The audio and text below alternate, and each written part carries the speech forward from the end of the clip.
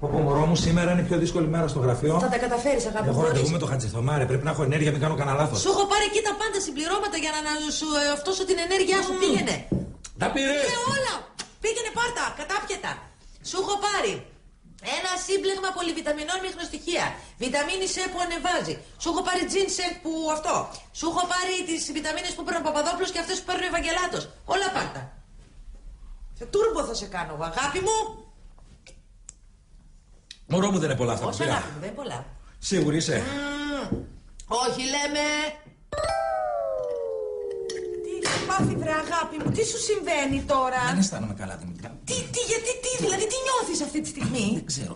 Αυτά τα χρηματικά που μου έδωσες. Του φεύγουν τα χέρια. Τα χέρια, ηρέμησε. Μπορεί να είναι το ginseng να είχε λήξει, δεν ξέρω. Τα πολλά, δεν ξέρω τι Πώς θα πάω συμβαίνει. στο Χατζήθωμα έτσι. Περίμενε. Χαλάρωσε, αγάπη μου.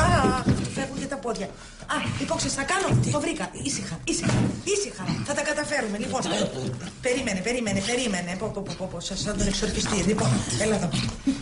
Χρυσό. Θα κάνω ένα πείραμα. Τι πείραμα? Περίμενε. Πάρε μια συμπλέγματος μπε. Πιέστηνε και θα κατέβεις. Ήσυχα. Το στομάχι μου έχει γίνει σαν το χημείο του κράτους. Ναι, ησύχασε, παιδί μου. Τι του δώσα. Καρδονά μου, αγάπη μου, σήκω πάνω. Τι έχεις πάθει, πες μου, σε παρακαλώ, μίλα μου. Τι μου έδωσες, ρε Δήμητρα? Ιντερσίξο έδωσα, ένα ερεμιστικό της μάνας μου. Δεν μπορούσα να σου πω ότι είναι ερεμιστικό, σου παμπέ, γιατί ξέρεις πως ήσουν σαν τρελός. Τώρα σου βγήκε ανάποδα, τι να τον κάνω αυτό. Όπα. Αγάπη μου, τι θα κάνουμε, πες μου, να πάρω γιατρό. Άσε με να κοιμηθώ, ρε Δήμητρα. Καλά. Και μετά όταν θα συνέλθει θα σε σκοτώσω.